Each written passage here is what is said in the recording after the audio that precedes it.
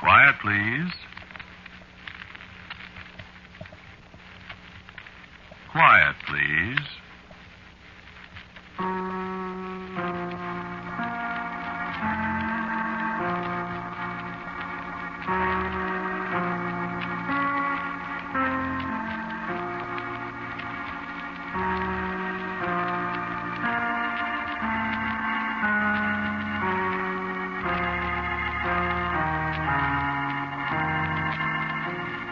The Mutual Broadcasting System presents Quiet, Please, which is written and directed by Willis Cooper and which features Ernest Chappell. Quiet, Please for tonight is called A Night to Forget.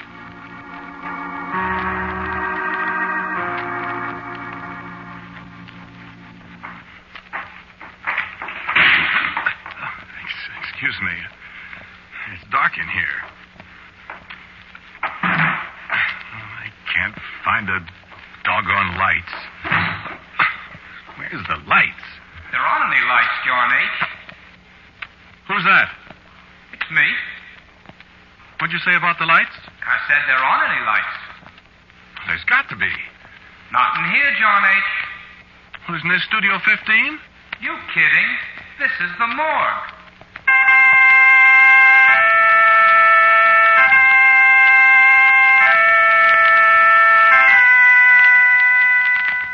That was last night.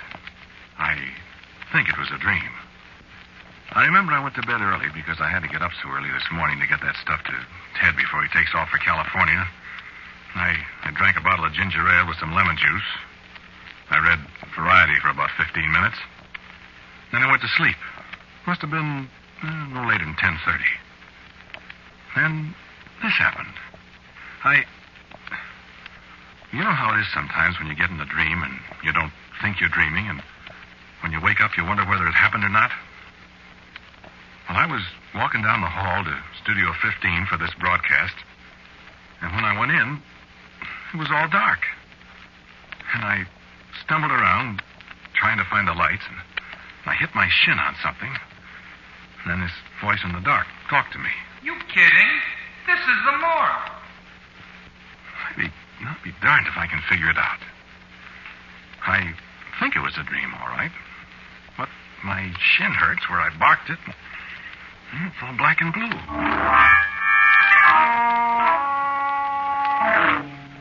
I woke up, and I lay there quite a while. You know, half dopey, trying to figure it out. I turned the lights on finally, and I was right there in my room with my shin hurting me. I know I hadn't been out of bed because I was all wound up in the covers. And I couldn't get back to sleep again. You know how it is? You have a nightmare and you're afraid to go back to sleep because you might have another one, a worse one. Well, listen.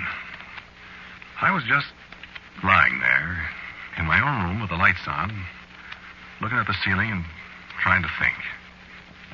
And it began to get dark. No, the lights didn't go out. I could see the lights. But it was dark. Everything just sort of faded. Like in a movie, you know? And pretty soon it was black dark. I tried to get up, but I couldn't. And I just lay there, flat on my back, in the dark and the silence, and I was scared. Doesn't he look nice? Beautiful. He's got that blue and white shirt on that I gave him. I wish I could have got that tie from him in time. I always liked that tie. It is pretty. He certainly looks nice. Certainly does. Look, will you two please get out of my room? What you say, John H.? I said get out of my room. Why, this isn't your room, John H. Now, look. Of course it isn't. Now, look, if I have to get up and chase you out of here... Right, John H. You know you can't get up. Of course you can't. You're dead, John H.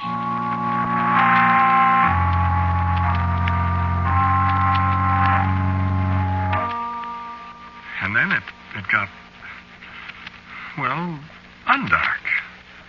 And pretty soon it was just the same as it was before I fell asleep. If I did fall asleep.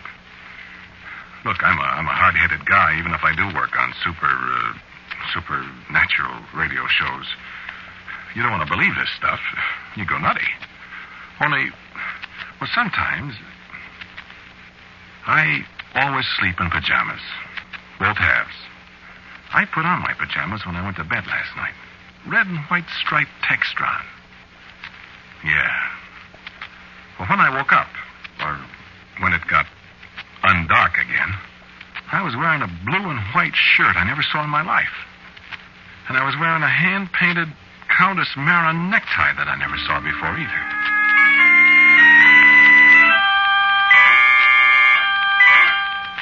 So this is too good. Somebody's playing funny jokes on me. I love practical jokers. In a pig's eye, I do. Radio's full of practical jokers. All sorts of bum gags, like Don Amici used to do when he was a radio actor. You used to be reading a commercial, giving it this or that. Don would come up behind you and start to take your coat off. Well, you know you can't stop. You're on the air and you have to make with this thing. So you'd wiggle around. The first thing you'd have your coat. Then he'd unbutton your suspender buttons. Take off your necktie. You can't do a thing but keep that old smile in your voice and go about locked-in goodness and, please, Mrs. Housewife, buy the large economy size, and holding onto your pants with one hand, and it's all very, very funny. Especially if the sponsor's sitting there in the booth looking at you. So I say to myself, some practical joker. Only I add a couple of adjectives to that. Only thing is, how did he get the lights to go out?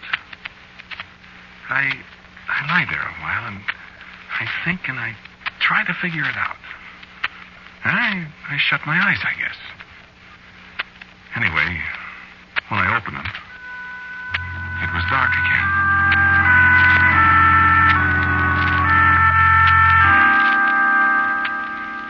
I am walking around in the dark, and the ground is springy underfoot. There's a cool wind blowing. What are those things? Those white things. Why, they look like gravestones. They are gravestones. Will you stand to one side, please, John H.? Excuse me. I gotta get to work, see? This is an extra special rush job. I gotta get it done right away. Did you say something, John H.? I was just going to ask you, what is this place? My goodness, John H., this is a cemetery. Cemetery? Certainly. Would you move your foot a little? What am I doing in a cemetery? What do people usually do in a cemetery, John H.?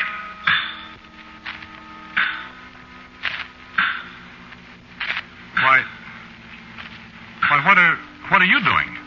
Me? I'm just chiseling your name on this gravestone.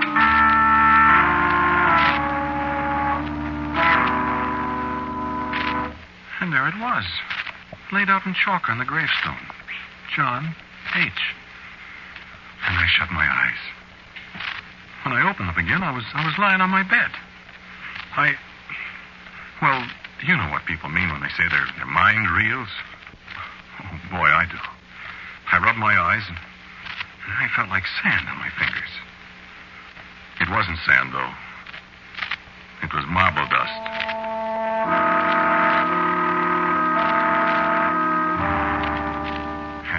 Brother, I was shivering.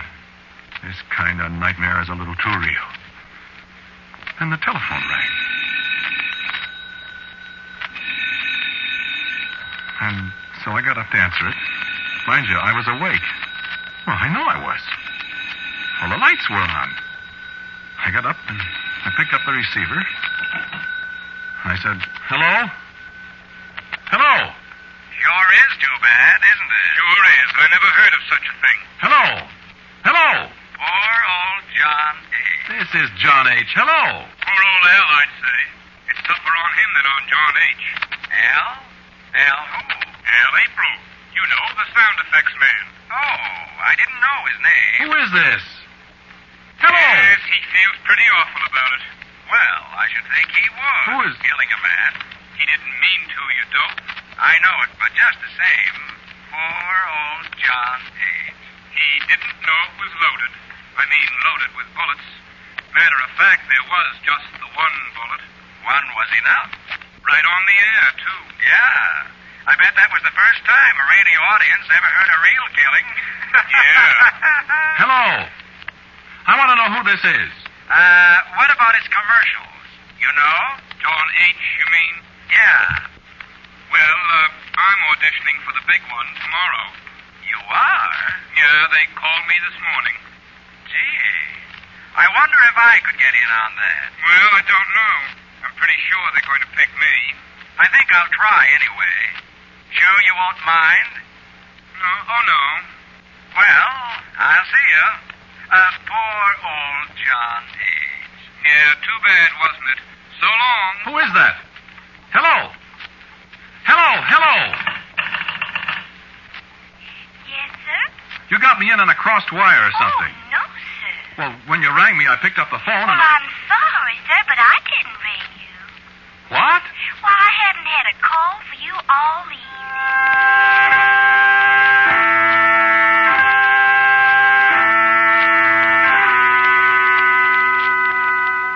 Now, that wasn't a nightmare. Or a dream. That happened.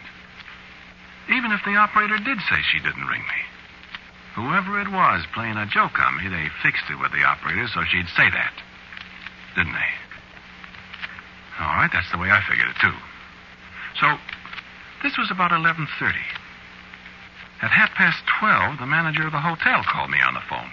I hate to wake you up at this hour of the night, John H., but I thought maybe radio registry or somebody might have called you and couldn't get you, see?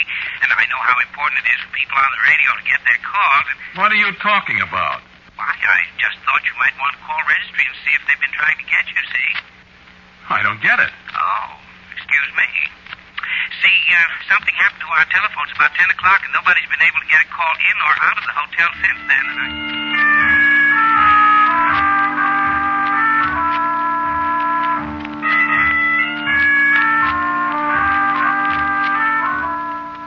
Well, maybe my practical jokers might have got to the manager, too.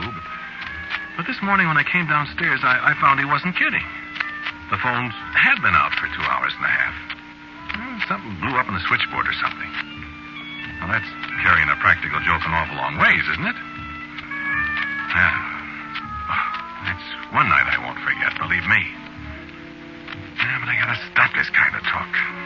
And this kind of thinking. I will forget it. Heck, it was probably a lot of nightmares. I'm going to stop drinking ginger ale before I go to bed. Well, anyway, I saw Ted and gave him the stuff, and he got away to California okay. I sort of had a hunch that if this was a gag, Ted might have had a hand in it. So I made a few cracks, but he didn't give it a tumble, like he would if he'd had anything to do with it. He can go just so far with a gag, and then he can't keep his face straight. But he didn't fall for any of my hints at all. So, man, I gotta forget it. But just for laughs, when I see that Al April, I'm gonna make him show me that sound effects pistol. Believe me. So then I went and did my commercial. The guy from the agency was there. He had the renewal of my contract with him, so... Well, anyway, after I signed it and he signed it, I'm not going to hold auditions for my job tomorrow. So, like they say on the radio, here we are at the bottom of the well. This is no dream. This is the hallway that goes down to Studio 15. Here, there's Miss Rose. Hello, Miss Rose. Through the door. There's the drinking fountain on the left. And the lights are turned on. It's bright. I'm early today. I'm going to be here early so I can talk to Al April and look at that sound effects gun. I'm not dreaming now. Cut it. Studio 15. In the door. In the control room. Nobody there. Hang up the coat.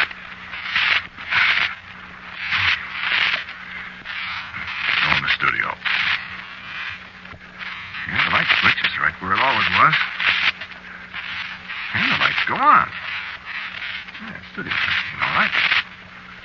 Nobody here yet. You're late, Johnny. Oh. I'm not either. Look at the clock. Oh. Who are you? I'm Mr. Deep. I got your note and I came right over. Note? What note? The note you wrote me to meet you here tonight. Oh, I didn't write any note. Why, you certainly did. I've got it right here in my briefcase. Yeah, I've got it right here. I don't know what you're talking about, mister.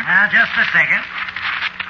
Oh, my goodness, I don't seem to have it after all. But I'm here, so that's all that matters, isn't it? What'd you say your name is? Deep.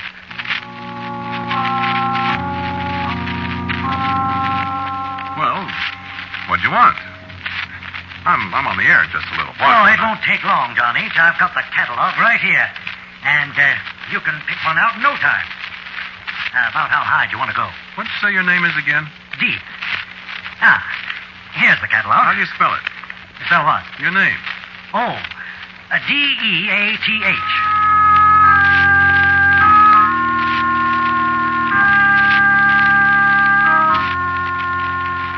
Shall we sit down here at the table where I can spread out the catalog? Listen, Mr. Deeth, or whatever your name is, this gag has gone just about far enough. Why, what gag, Johnny? Your gag. My friend's gag. I'm tired of it. Suppose you scram. What are you talking about, John H.? I don't indulge in gags. Not in my business. And what is your business, Mr. Death, pronounced Deeth? I don't know whether you're trying some of your radio humor on me, John H. You dragged me all the way down from the Bronx to let you pick out a coffin. A coffin? You think I'm in the grocery business? Listen, Now, this one here you wouldn't want. Man as well known and prosperous as you, John H., you wouldn't want to be found dead in this one. No, sir, you wouldn't be found dead in it. Eh? Look, Buster, I don't want a coffin. Then why did you sign an order for one and pay a substantial down payment? I didn't. All right.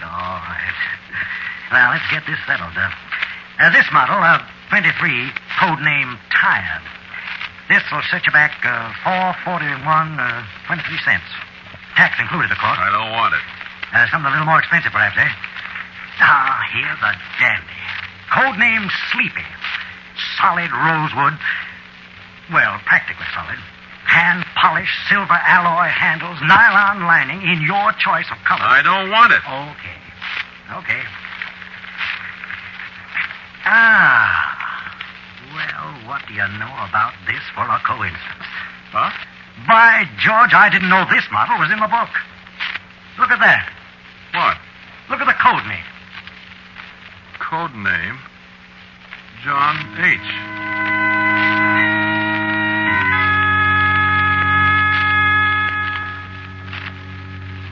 Man, is that a job. You know, I haven't seen this model yet. Look how it's streamlined. Plastics, too, the latest thing. Real built-in factory-engineered dependability. Finest model we've ever made. And look, it's fireproof. And that coincidence about the code name, the John H. You know what, John H.? You'll be the very first user of this latest model. Stand up. What for? My goodness, this is a made-to-measure job, John H. Nothing too good for you famous radio people. Stand right up there. That's it. Now, let me see. Dimension A. My, you have broad shoulders, don't you? Now, let me put this down. There. Listen, mister, please, I'm going to get it absolutely right, John H. I tell you, I can hardly wait to see you in it. Stand still. Listen, this has gone far enough. Just hold the tape, Ezra. Now, let me see. 3 inches above your head. Now, 6 feet 4 inches. I didn't realize you were that tall, John H. How much do you weigh? Well, let's see. I've lost 17 pounds since I went on the diet. My. You must tell me about that. If we have time. 17 pounds, and that makes it... 191. Oh, my gracious, I can save you a little money then. The oversized models carry a 4% discount, you see. Little ones are harder to make. You're very fortunate, John H. Now, Huh? the plaque on the lid. See here? Yeah. Now, well, we can engrave that with any lodge emblem or, you know, an odd fellow or a moose or anything like that. You are a big fellow, and I suppose you could say in slang that you're a big moose. Get it? No. The only thing I belong to is the lambs. Lambs. Oh, my, John H., I really don't think we could do that. You see, we carry all the well-known emblems in stock, but the lambs, we'd have to have that engraved, and I'm terribly afraid there won't be time. Huh? No, you said it was a rush job, remember? Matter of fact, it's tonight, isn't it? What's tonight? When you're to be killed. If I remember correctly, you said in your note with the order that a sound effects pistol was... Mr. Deep, did I write that? Well, I couldn't swear to it in court, of course, John H., but somebody wrote it, and your name was signed to it. Well, look. I'll write my name.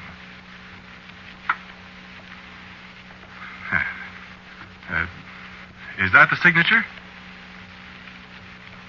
Absolutely identical, John H. Yes, sir, absolutely identical. I remember the curlicues on the H. I don't understand. It's perfectly simple. You're going to die, and you need a respectable, refined, late model coffin, that's all. Are you sure I'm going to die? Cheer up, John H. Of course you're going to. You know, I heard that before. Yeah, it's all over town. Tonight. That's what you said. By a shot from a sound effects pistol. I saw it in your own handwriting. How did I know, Mr. D? I'm sure I don't know, Johnny. Isn't there any way out of it? Don't ask me. I'm just a salesman, and you're just a customer. Not that I don't enjoy listening to you on the radio, John H. I really do. And I must say that you're going to be a great loss to the art, science, profession. What do you call it? It's a living. Living. And now it's a dying. Mustn't mind my little jokes, John H. I'm an inveterate joker. Is this one of your jokes? Oh, no, John H. This is strictly business. Now, did you want to give me a check for the remainder now? Well, I think possibly that'd be wisest, considering that, well, you know how long it takes to get money out of an estate. Now, look, what if I don't die? Oh, I wouldn't worry about that. Well, what if I don't? Well, you will eventually, John H., and at least we'd have time to engrave anything you wanted on the plaque. Mm-hmm. So, excuse me. Is this the gentleman that's going to shoot you? Huh? Oh. Hello, Al. Hi, John H. Well, you get killed again tonight. I do, huh? Says here you do. How do I get killed this time, Al? Get shot. I see. Excuse me, Mr. D. Certainly. Is he the one? He's the sound man. Al April. Huh? Mm-hmm. Very interesting. Say, Al. Yeah. You ever have any accidents with those guns? No. How could you? I don't know. What kind of accidents? Really shooting somebody. With these things? No. Look, in the first place, they're loaded with blanks. In the second place, there ain't any place for the bullet to come out, if there was one. And in the third place, I always shoot him at the floor. So how could I shoot somebody? I was just wondering. You know, I always wondered how you do sound effects on the air. This is most interesting. This is Mr. Deeth, Al. How are you, Mr. Deeth? Your face looks familiar. You in radio? Oh, my, no. I'm a salesman. Oh. Can I look at the guns, Al? Sure. Which one you going to use on the show? This one. Say, what's the matter with you, John H.? I'm a little nervous, I guess, Al. Thought you was on the wagon. Well, I am. I'm just a little nervous, I guess. Let's see the bullets. They're not bullets. Blanks. Well, the blanks. Here. How do you load it? Oh, give it to me. There. Can I shoot it? Sure. What do you want to shoot it for? Well, I got to make sure of something. John H. is sure he's going to be shot tonight. Yeah, that's right, Al. I just want to test out these shells. Well, that's silly because... go ahead.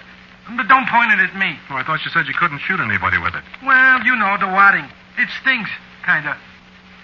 You'd use these same shells on the show, huh? Sure. What you scared of? I got a hunch, Al. Well, those are the same shells I'll use on the show. Go ahead and shoot. I'm going to get set up. Okay, Al. You asked for it. Hey, don't point that gun at me. Doggone it. Hey, I told you about that wadding. It stings. Doggone it. I'm sorry, Al. You shot me. There, Mr. Death. Why, John H., you killed him. That's right. So I'm not going to die after all.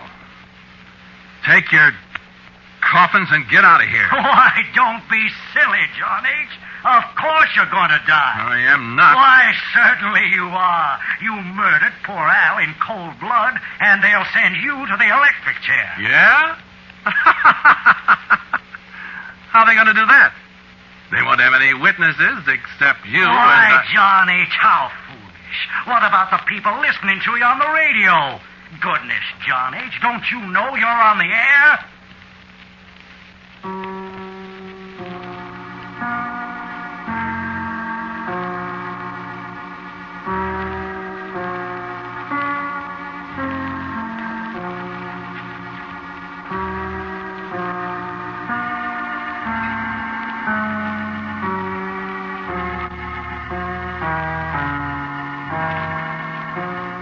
The title of the Quiet Please story you have listened to is A Night to Forget. Willis Cooper writes and directs Quiet Please, and John H., the man who spoke to you, was Ernest Chappell. And James Monks played Mr. Deef. Al April was played by Murray Forbes. And the sound effects on the show were played by Al April. Others in the cast were Jack Tyler, Kermit Murdoch, Lon Clark, and Polly Cole. Original music for Quiet Please, as usual, is played by Albert Berman. Now, for a word about next week's Quiet Please, here's our writer-director, Willis Cooper. Tonight's show is the 40th in the series of Quiet Please. Next week, for the 41st, I think I'll call the show after the name of our series. Let's call it Quiet Please. And so, until next week at the same time, and Quiet Please, I am quietly yours, Ernest Chappell.